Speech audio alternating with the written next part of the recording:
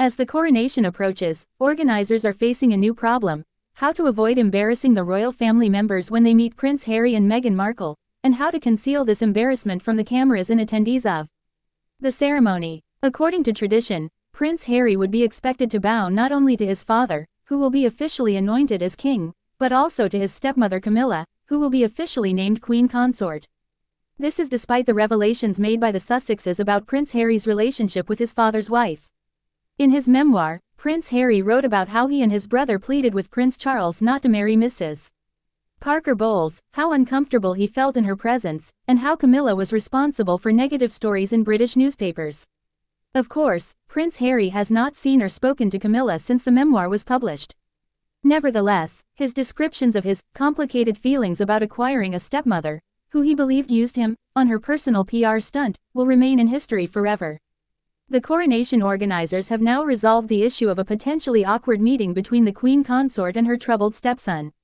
The organizers of the event decided to spare everyone the embarrassing encounter, and arrange the ceremony so that Harry and Camilla would not cross paths.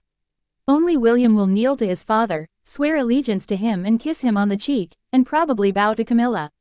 Harry will be allowed to sit in his own seat, somewhere away from the coroners, for the entire ceremony at Westminster Abbey. The source added that Sussex will not be allowed to pass the king and Camilla seated on the throne, and therefore no bows will be required. Harry won't have to walk past the consort queen and bow like the rest of us, the insider said. While that option would suit Prince Harry, I don't think Camilla would refuse to see Diana's son, who trashed her in his memoirs, kneeling before her. But, as you can see, it wasn't meant to be. And it is the French who will not kneel before the British monarchs. The king cancelled his planned visit to Paris, or rather, postponed it until the Parisians come to terms with their fate, which Macron had arranged for them. According to Buckingham Palace, Charles and Camilla look forward to visiting France as soon as the dates are set.